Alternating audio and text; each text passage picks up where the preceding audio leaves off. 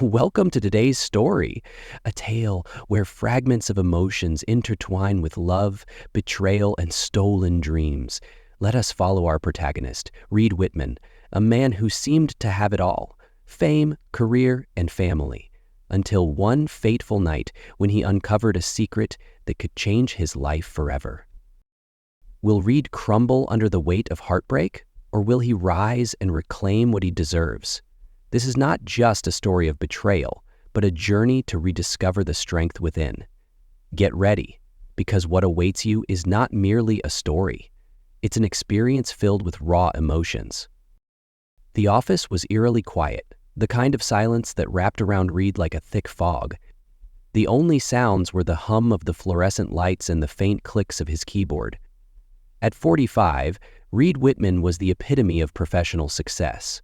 As a senior investment banker at Morrison & Associates, his name carried weight, his decisions shifted markets, and his income secured a lifestyle most could only dream of.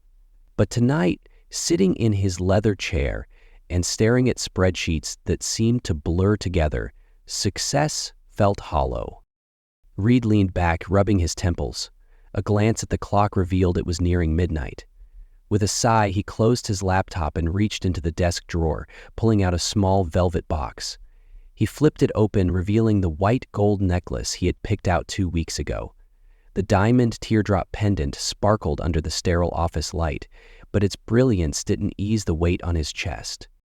For a moment, Reed allowed himself to drift back in time. He remembered Sloane's laugh from their first date, a melodic, carefree sound that had filled the air as they strolled through Central Park.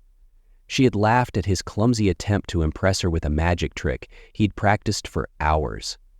That laughter had sealed the moment, and in that instant, Reed had known he wanted to spend the rest of his life hearing it. Now, it had been years since he'd last heard her laugh like that. "Mr. Whitman?" The voice startled him. Carl, the night guard, stood at the door, his burly frame almost blending into the shadows of the hallway. Reed straightened. "Carl, what is it?"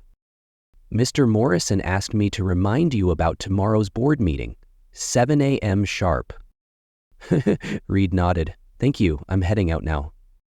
Carl gave a polite nod before disappearing into the hallway. Reed sighed, closing the jewelry box and tucking it into his coat pocket. Grabbing his briefcase, he made his way out of the office. The cold night air hit him as he stepped into the parking garage, a stark contrast to the stale warmth of the office. Sliding into his sleek black sedan, Reed sat for a moment before starting the engine. The car purred to life, and he pulled out of the garage, the city lights stretching ahead like a maze of opportunities and regrets. As he drove, the necklace in his pocket felt heavier with every mile. This was supposed to be his way of making things right.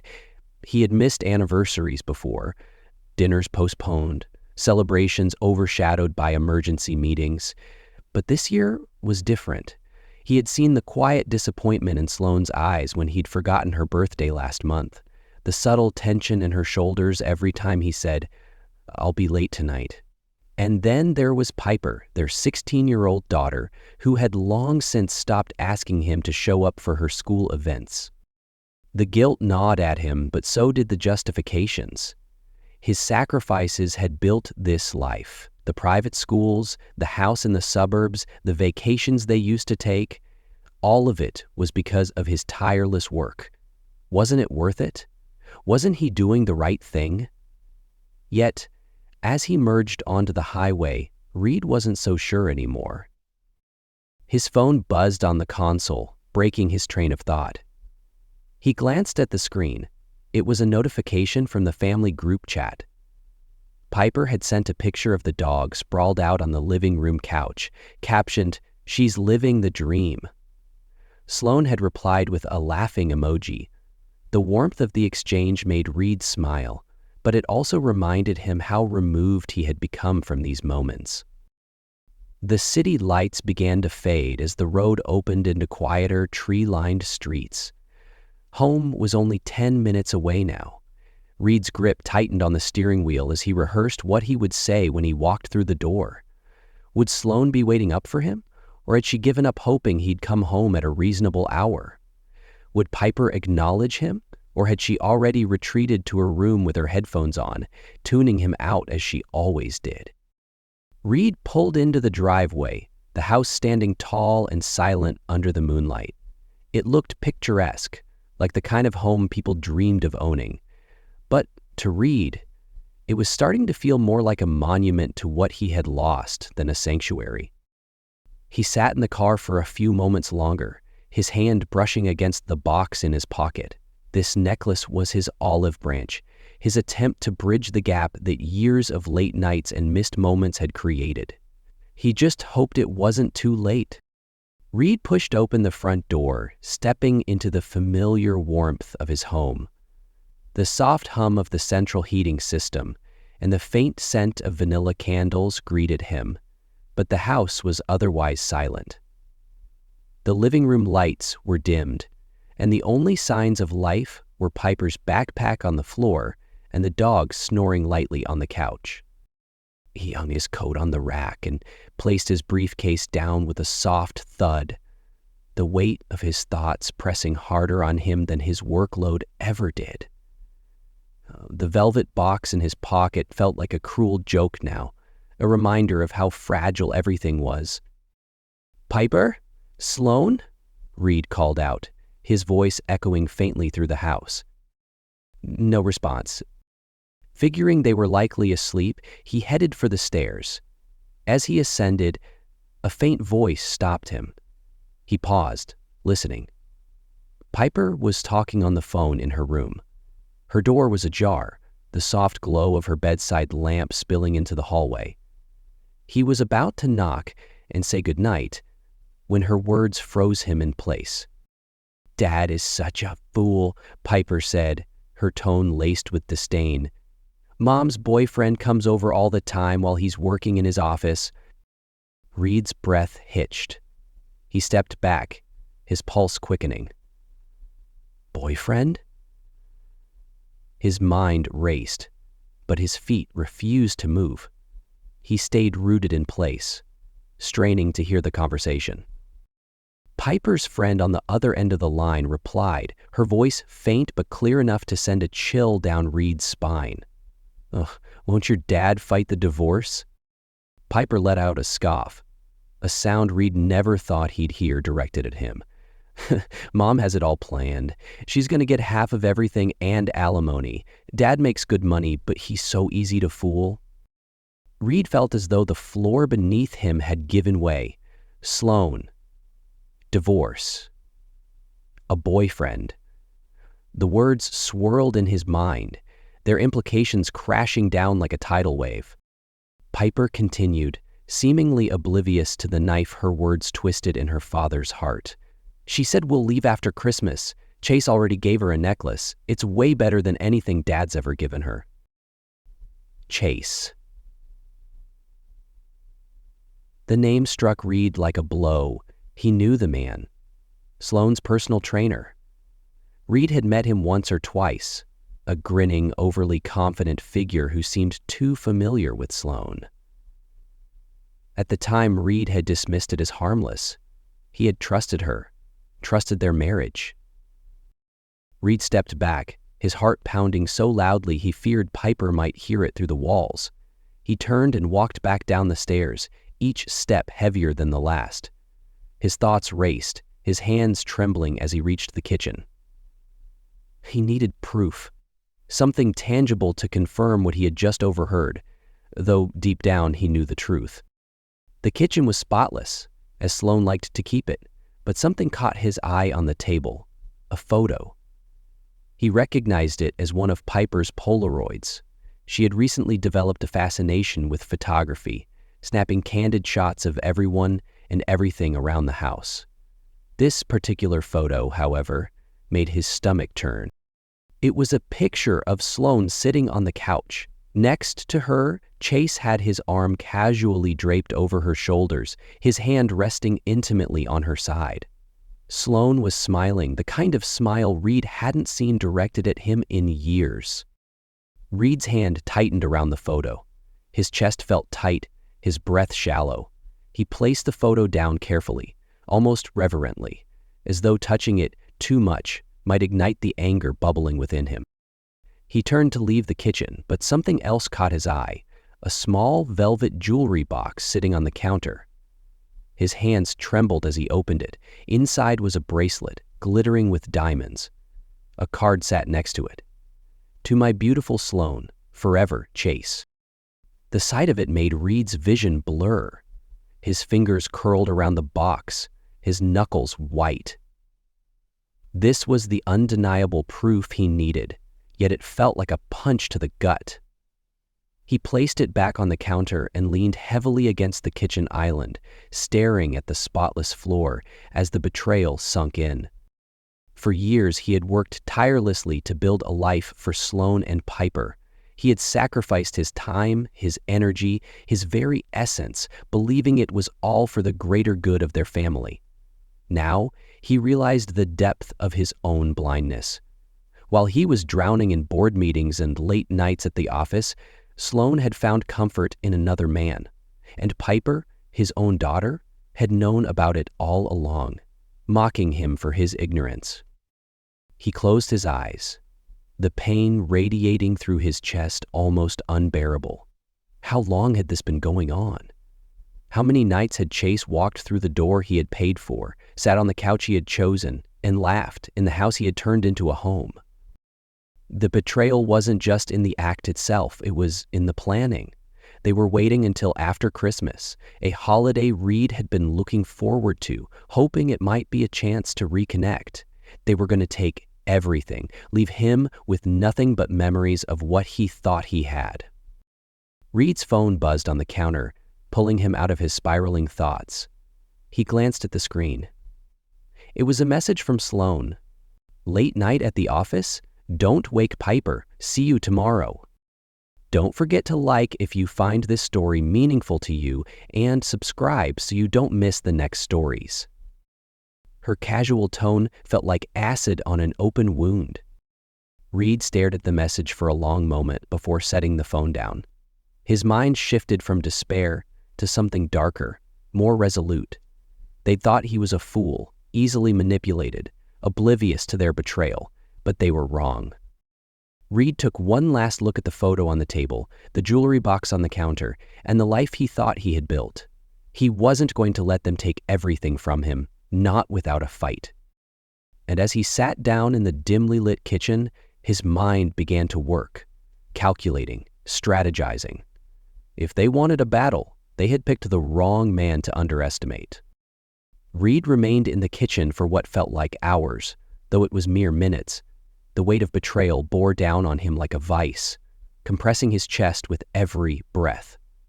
His mind replayed the fragments of Piper's conversation on an endless loop, the cruel words and mockery cutting deeper with each pass.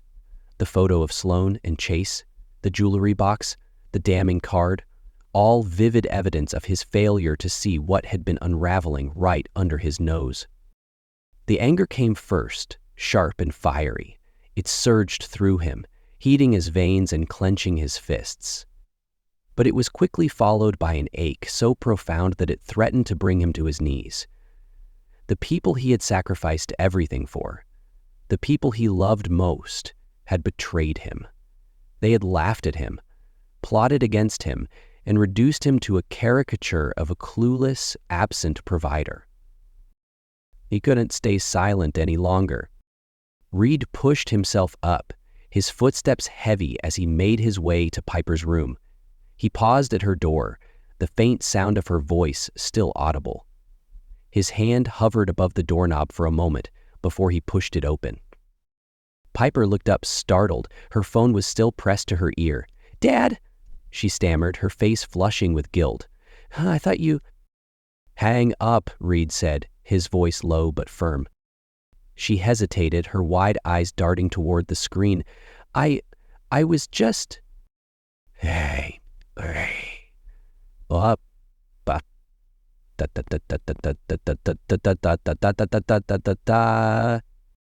Piper ended the call, setting her phone down on the bed.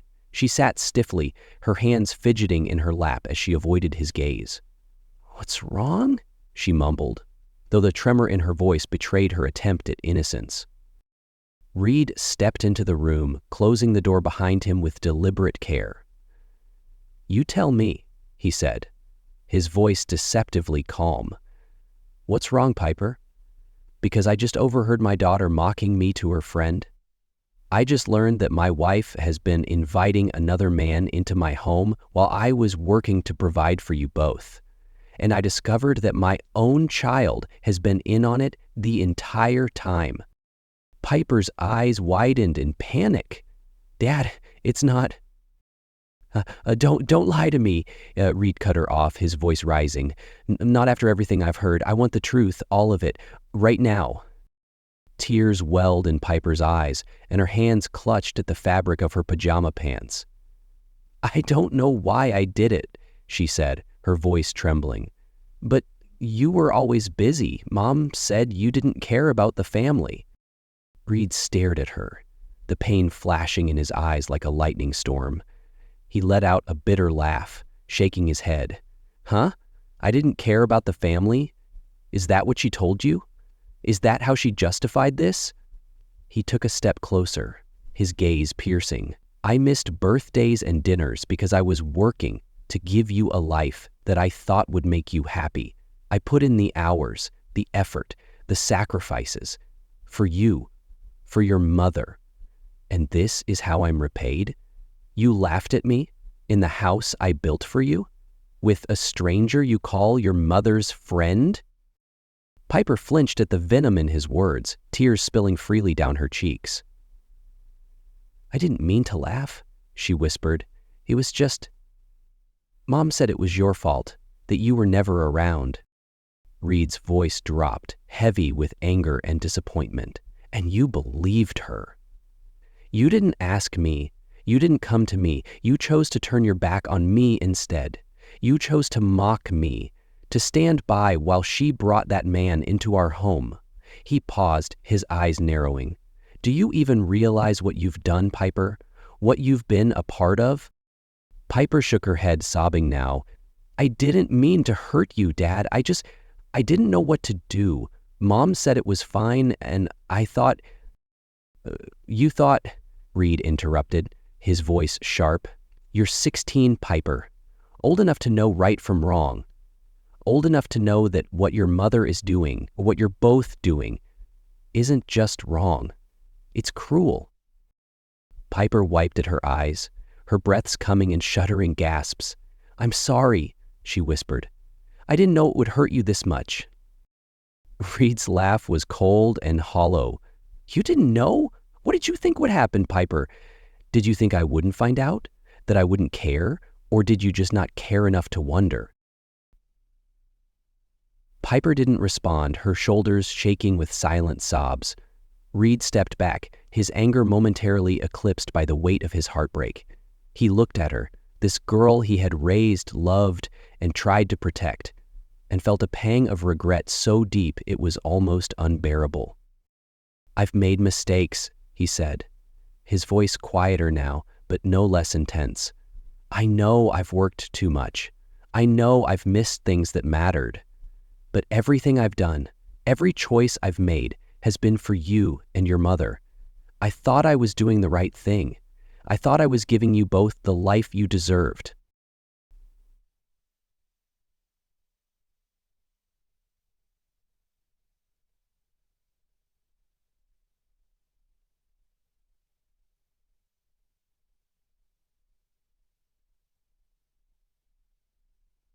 "I trusted you, Piper. I trusted you, Piper. I trusted you, Mother. And now, I don't know if I'll ever be able to trust either of you again. I trusted you, Malik. And now, I don't know if I'll ever be able to trust either of you again."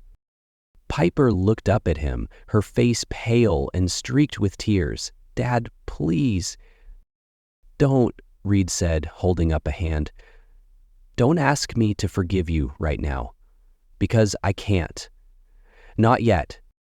He turned toward the door, his hand on the knob, but hesitated. Without looking back, he said, "From now on, Piper, you need to start taking responsibility for your choices, for your actions. You can't hide behind your mother anymore." With that, he left the room, the door clicking shut behind him. As he descended the stairs, the weight of the confrontation settled over him. His emotions were raw, his thoughts jumbled, but one thing was clear. This wasn't over. Not by a long shot. The days following the confrontation with Piper were a haze of restless nights and simmering fury. Reed's mind worked ceaselessly, piecing together the fragments of betrayal he had uncovered. He knew he couldn't confront Sloan and Chase on hearsay and circumstantial evidence alone.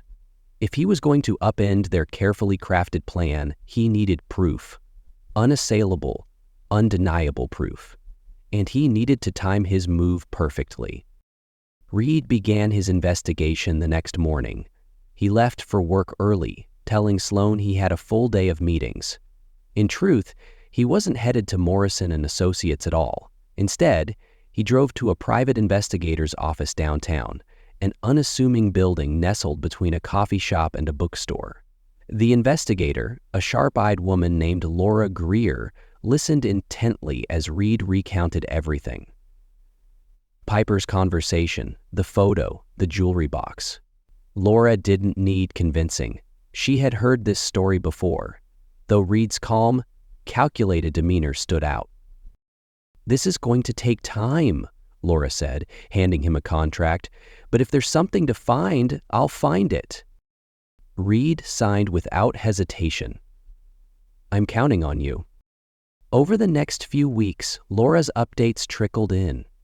Each email and phone call added another piece to the puzzle, solidifying Reed's resolve.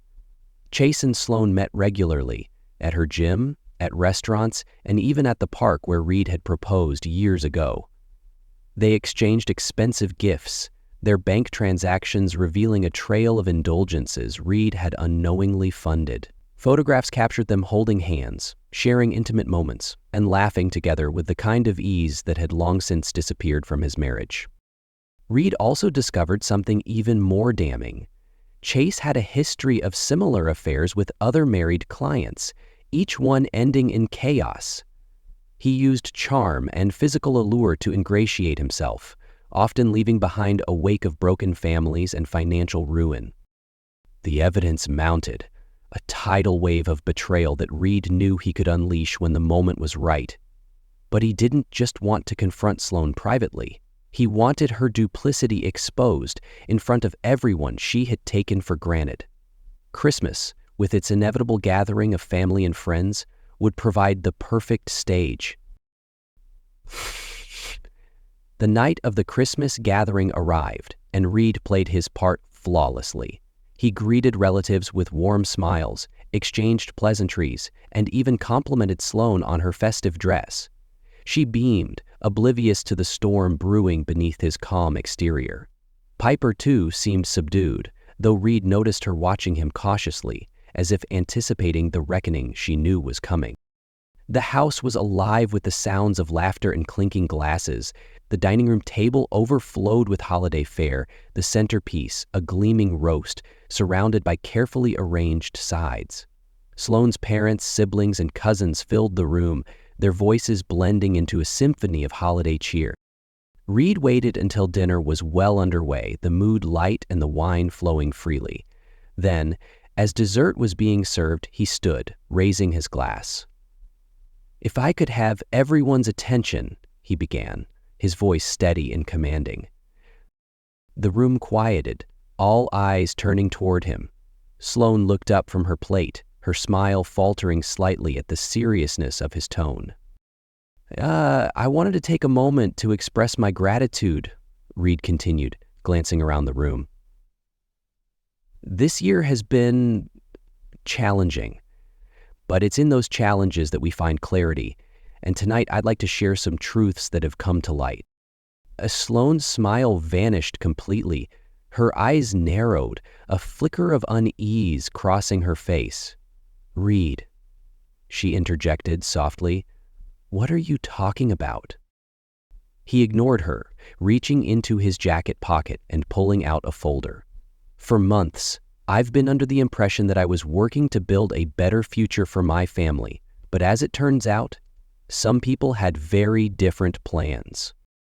The tension in the room was palpable. Sloane's mother, a stern woman with a no-nonsense demeanor, set down her fork, her gaze shifting between Reed and her daughter. "I've discovered," Reed continued, flipping open the folder, "that my wife Sloane has been having an affair with her personal trainer Chase. While I was working late nights and sacrificing time with my family, she was inviting him into our home, spending my money on gifts for him, and planning to leave me after Christmas." Gasps erupted around the table. Sloane's face turned ashen, her mouth opening and closing as she struggled to form words. That's ridiculous," she stammered. "Reed, how could you say something like that?" Reed remained calm, pulling out a series of photographs from the folder and laying them on the table. Each image was a dagger, Sloane and Chase kissing in a secluded corner of the gym, holding hands at a cafe, exchanging gifts at the park. He didn't stop there, producing bank statements that detailed the extravagant purchases and a timeline Laura had meticulously compiled. "This is a lie," Sloane shouted, her voice trembling. "These pictures, they're out of context." "Out of context," Reed shot back, his voice cutting through the din. "Explain the receipts, Sloane, or the necklace Chase gave you, or the fact that Piper knew about all of this and chose to laugh at me behind my back." All eyes turned to Piper, who shrank under the scrutiny. "I didn't mean to," she began, but Reed cut her off. "No," he said sharply, his voice heavy with disappointment.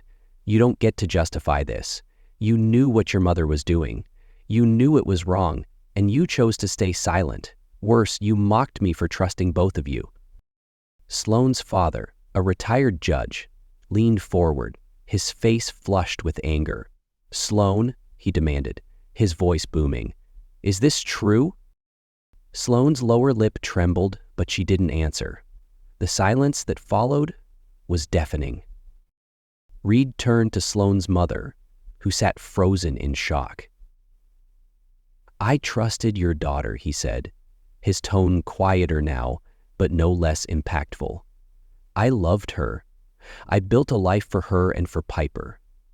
And this is how she repaid me." The gathering dissolved into chaos. Sloane's parents berated her for her betrayal, her siblings whispered furiously among themselves, and her cousins stared at her with a mix of pity and disgust. Sloane sat motionless, her carefully constructed image crumbling before her eyes. Piper fled the room in tears, her guilt too much to bear. Reed watched her go, his expression unreadable. He felt no satisfaction in her distress, only a hollow ache that mirrored the cavern left in his heart.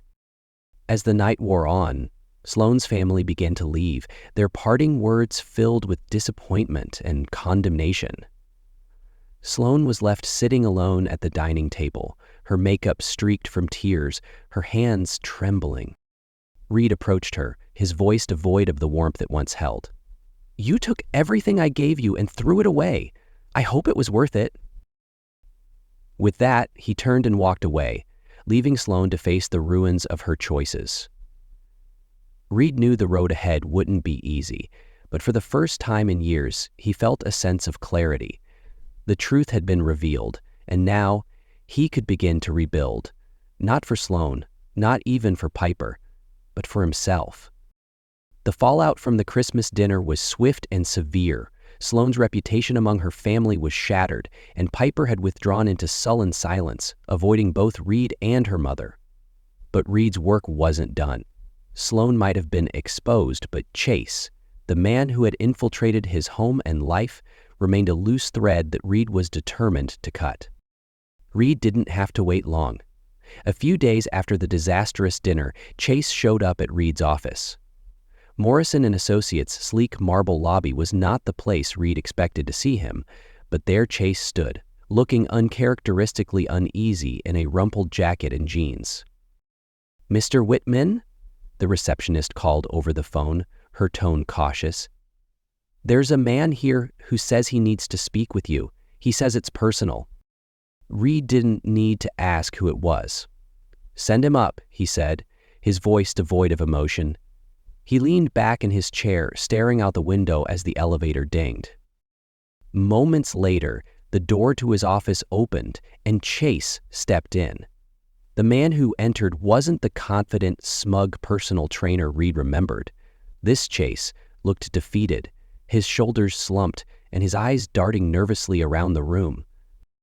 "Reed," Chase began, his voice hesitant. I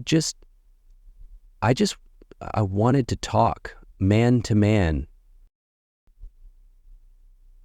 Reed said nothing, letting the silence stretch between them like a chasm. Finally, he motioned to the chair opposite his desk. Chase hesitated before sitting, his posture uneasy under Reed's piercing gaze. "Say what you came to say," Reed said coldly. Chase swallowed hard, his hands gripping the armrests of the chair. "Look, I know I messed up.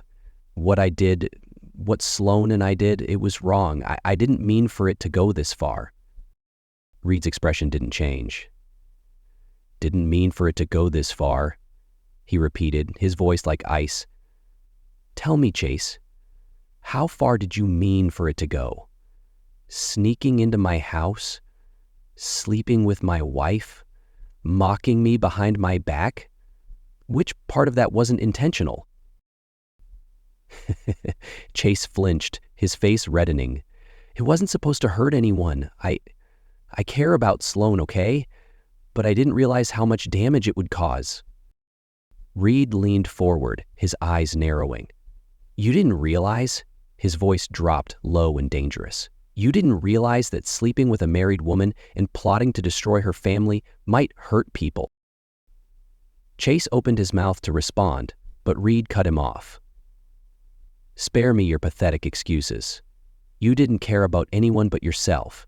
You didn't care about my daughter, about my marriage, about the life I built. You saw an opportunity and you took it because you thought you could get away with it." Chase's jaw clenched, his bravado faltering. "I'm here to apologize," he said quietly. "I know I can't fix this, but I wanted you to know I regret what happened." Reed leaned back, crossing his arms as he studied the man in front of him. "Regret?" he said, his voice dripping with disdain.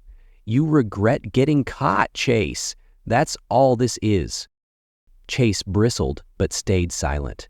Reed's calm, controlled anger was far more intimidating than any shouting match. "I'm not interested in your apologies," Reed continued, "but since you're here, let me make one thing clear. You've already lost. Whatever you thought you were gaining by inserting yourself into my life is gone." Reed stood, towering over Chase, and walked to the corner of his office, where he picked up a tablet from the credenza. He tapped the screen a few times and turned it to face Chase. "Recognize this?" he asked, his tone razor-sharp. Chase paled as he stared at the video playing on the screen. It was footage of him sneaking into Reed's home on multiple occasions, his visits time-stamped and cataloged. "Security cameras," Reed explained, his voice cold and calculated. "You didn't think I'd protect my house? My family? You're not as clever as you think, Chase." Chase stammered, "Reed, You'll listen now," Reed snapped, his voice cutting through the air like a whip. "I've already sent this footage to your gym's management. By now they've seen exactly what kind of man they've hired. I imagine your clients won't appreciate the idea of you seducing married women during your sessions." Chase's face turned ghostly white. "You didn't." "Oh, I did," Reed said, his lip curling in contempt. "And I also made sure to include your history with other clients. Let's just say your career in personal training is over." Chase stood abruptly, his chair scraping against the floor. "You've made your point, Reed," he said, his voice trembling. I won't bother you or Sloan again." Reed raised an eyebrow, stepping closer to the man. "No, you won't," he said, his tone laced with finality.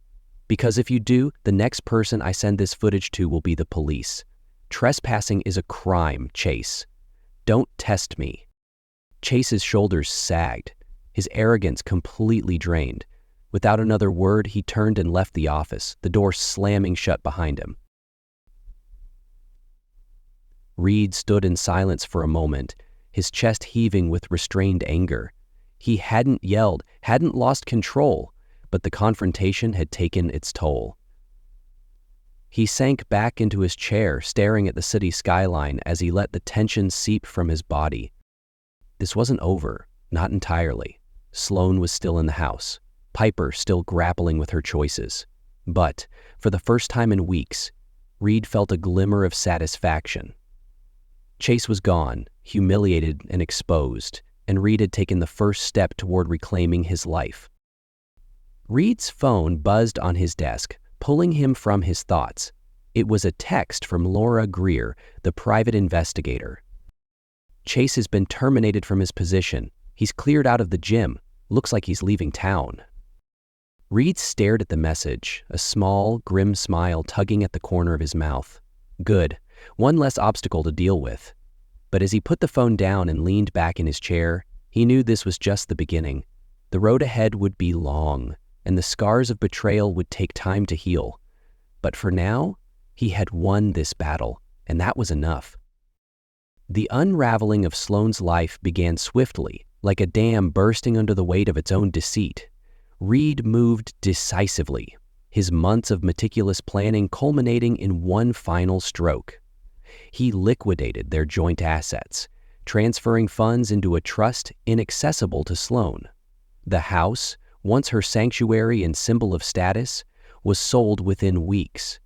Every last piece of furniture, every decoration Sloane had once boasted about was either auctioned or donated. When the dust settled, Sloane was left with nothing but a cold, impersonal apartment in a less desirable part of town. It was a far cry from the sprawling suburban home she had grown accustomed to, and the reality hit her hard. The echoes of her once lavish life mocked her in the barren walls of her new surroundings. Reed's revelations had rippled far beyond their immediate family. Sloane's circle of high society friends, once charmed by her social finesse, quickly turned their backs.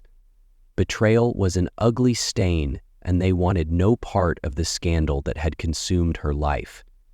Invitations stopped arriving, texts went unanswered, and the polite nods at public events turned into pointed stares and whispers. Desperate for stability, Sloane applied for jobs, only to face rejection after rejection. Employers, wary of hiring someone associated with dishonesty and exploitation, left her applications in the discard pile.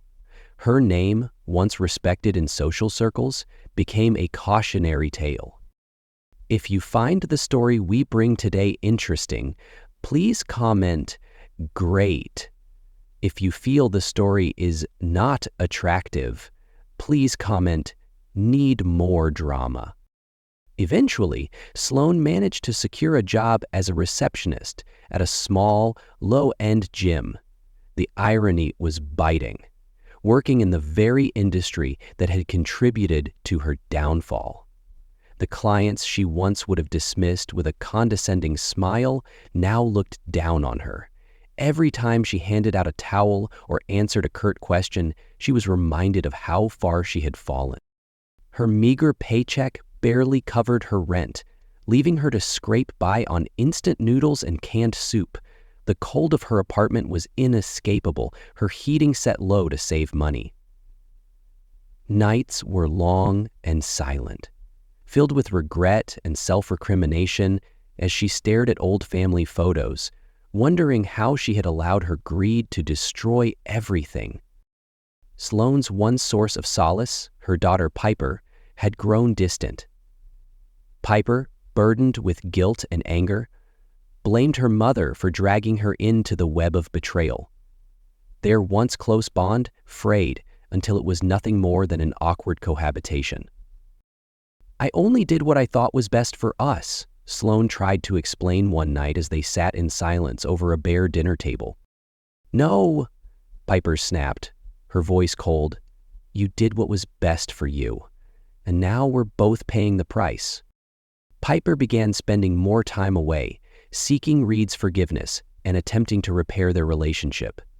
Sloane, left behind in their tiny apartment, could only watch helplessly as her daughter slipped further away.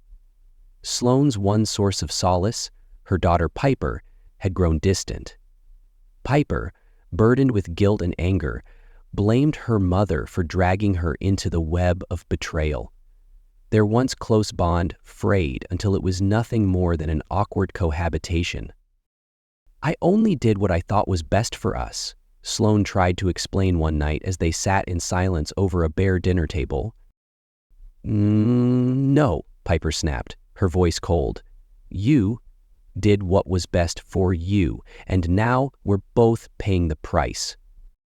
Piper began spending more time away, seeking Reed's forgiveness and attempting to repair their relationship. Sloane, left behind in their tiny apartment, could only watch helplessly as her daughter slipped further away.